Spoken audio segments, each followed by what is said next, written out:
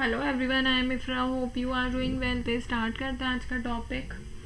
आज हम पढ़ने वाले हैं, सबसे पहले कंपनी ओपन कर लेते हैं, उसके बाद डिस्कस करेंगे रोहन ट्रेडर्स ही कर लेते हैं, क्योंकि हम प्रीवियस सेशन में भी इसी की रिपोर्ट्स को एनालाइज कर रहे थे। तो हमारी कंपनी जो है यहाँ पर ओपन हो गई है। आज हम पढ़ने वाले हैं, डिस्प्ले पे जाएंगे फाइनल अकाउंट्स में दो topic, payment and receipt account, और दूसरा टॉपिक क्या है, इनकम एंड एक्सपेंडिचर अकाउंट। तो सबसे पहले हम किसकी बात करेंगे, यहाँ पर आपको जो दिख रहा है पेमेंट एंड रिसीट अकाउंट की, इस पर एंटर किया। तो देखिए, सबसे पहले समझते हैं पेमेंट एंड रिसीट अकाउंट होता क्या है। ठीक है, यहाँ पर क्या है कि सभी बोल सकते हैं रिकॉर्ड होता है, ट्रैक करता है जितने में हमारे बिजनेस में मनी आया है, जितना बिजनेस से मनी गया है।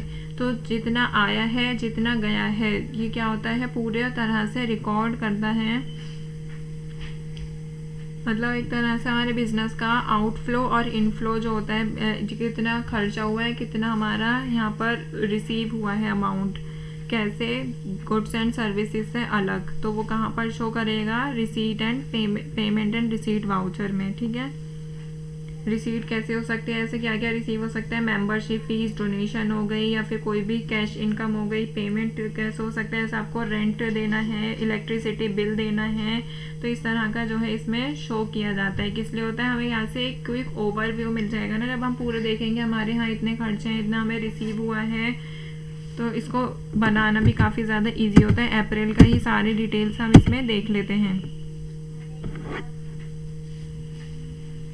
तो इसमें क्या दिखा रहा है, यहाँ पे सेल कितनी हुई है, 300। अगर आप इसमें एंटर करेंगे ना, तो आपको दोनों जो अकाउंट है वो यहाँ पर दिखेंगे, और मैंने एंटर किया तो सेल कितनी है यहाँ पे, 300 की। एक और बार एंटर करूँगी, कहाँ से कितना अमाउंट यहाँ पर गया है, कौन सा अकाउंट में एंट्री की गई है, कौन से अकाउंट का यूज़ करके कौन से वाउचर में एंट्री की है, पूरी डिटेल इसमें आपको शो कर रहा है। तो यहाँ पर सेल हुई है, कहाँ से, बैंक से अमाउंट आया था 200 रुपये, और कैश सेल्स कितनी हुई है, 100 रुपीज़।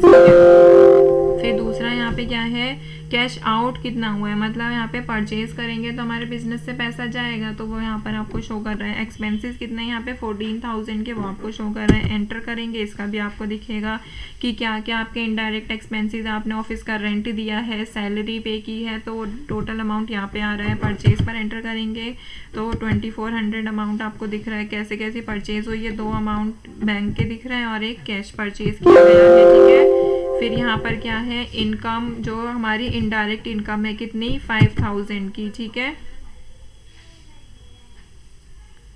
तो हमें हमारी इनडायरेक्ट इनकम क्या है, कमीशन रिसीव हुई है 5000 रुपीज़ की, वो इसमें दिख रहा है। तो अगर आपको देखना होगा कि आपकी इनडायरेक्ट इनकम क्या है, इनडायरेक्ट एक्सपेंसेस क्या है, वो यहाँ से आप एंटर करके देख सकते हैं। तो ये क्या है, हमारा एक तरह से बोल सकते हैं क्विक वे है हमारा, कि हमारे बिजनेस से कितना पैसा गया है, कितना बिजनेस में पैसा आया है, ये देखने का तरीका है।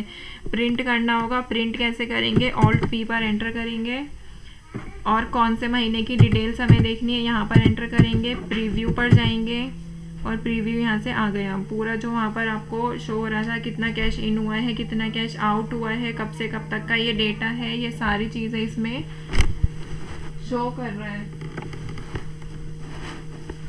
ठीक है, तो यहाँ से हमने प्रिंट भी देख लिया। अब यहाँ पे ये तो बात हो गई किसकी, पेमेंट एंड रिसीट अकाउंट की। दूसरा क्या है यहाँ पे, इनकम एंड एक्सपेंडिचर अकाउंट।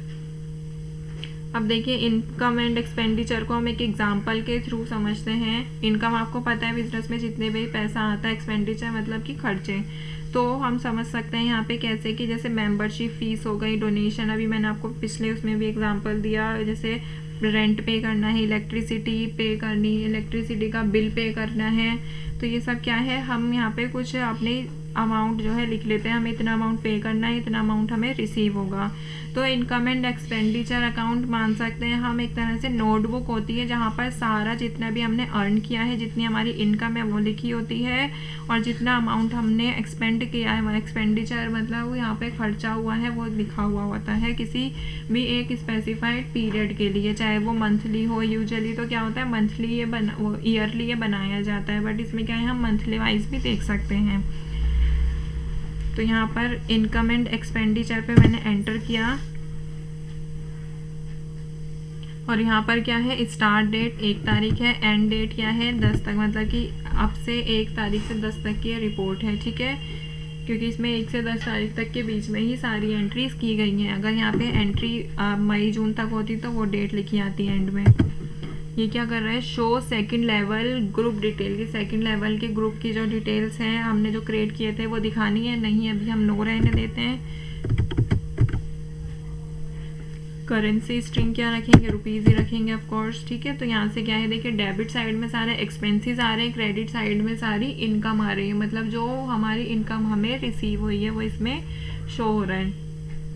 तो एक्सपेंसेस कितने हैं 1600 करेंगे। तो इसमें क्या होगा, एंटर करने से जैसे हमारा रिसीट एंड पेमेंट वाउचर में डिटेल्स आ रही थी, उनके सब ग्रुप आ रहे थे, एक तरह से बोल सकते हैं कि हमारे यहाँ एक्सपेंसेस कौन कौन से थे वो आ जाएंगे, वो इसमें शो नहीं हो रहे। अब इसमें देखते हैं एक्सपेंसेस, इनडायरेक्ट एक्सपेंसेस है, इसकी डिटेल आएगी कि आपने क्या इनडायरेक्ट एक्सपेंसेस मतलब आपने क्या खर्चा किया है। अब यहाँ पे क्या है, इनकम हमारी इनडायरेक्ट कितनी हुई है, किस पर कहाँ से आई है, 5000 रुपीज़, वो उसमें शो हो रही है।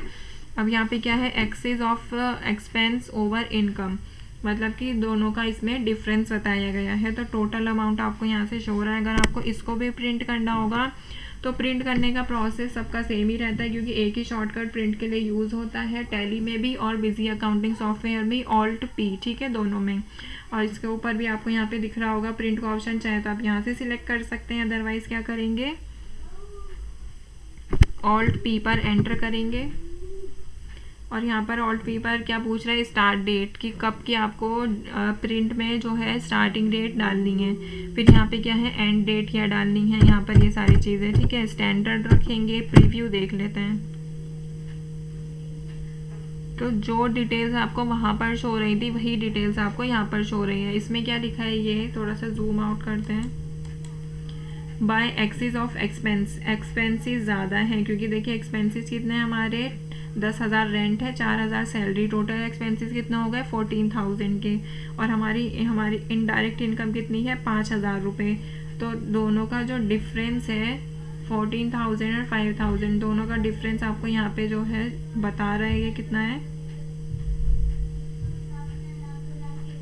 10,600, ठीक है, क्योंकि हमारे पिछले जो एक्सपेंसेस हैं 2 एक्सपेंसेस यहाँ पर आपको वो भी दिखा रहा है, 1600 इसमें ऐड हुए हुए हैं, इसलिए कितना आ रहा है टोटल अमाउंट 15,600 आपको शो हो रहा है, ठीक है।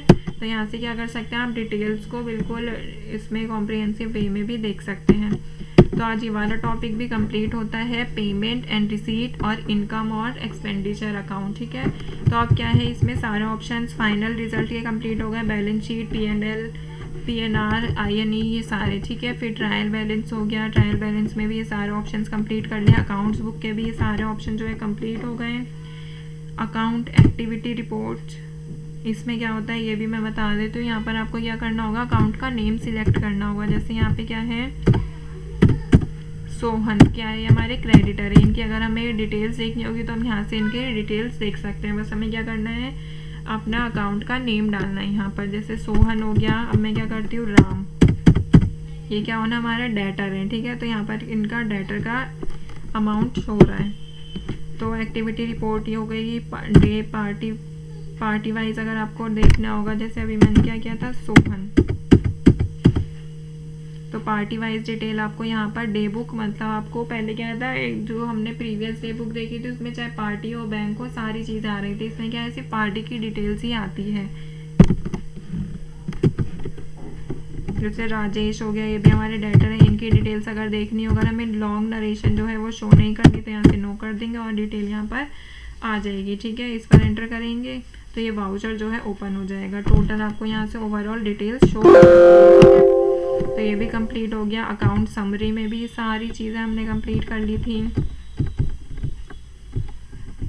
आउटस्टैंडिंग एनालिसिस में भी ये जो टॉपिक है कंप्लीट हो गया। अभी नेक्स्ट क्या पढ़ना है हमें, बिल्स पेबल, एजिंग, हाँ एजिंग पेबल्स ये पढ़ना है, ठीक है। फिर ये सारा हो जाएगा, बस बिल से रिलेटेड बिल समरी हो गई, बिल वाइज स्टेटमेंट, फिर हमारे ये जो आउटस्टैंडिंग एनालिसिस है ये टॉपिक भी कंप्लीट हो जाता है, ठीक है। तो यहाँ से इसको ऑफ करते हैं, कंपनी को क्लोज करेंगे, करते हैं। Stay tuned and thank you.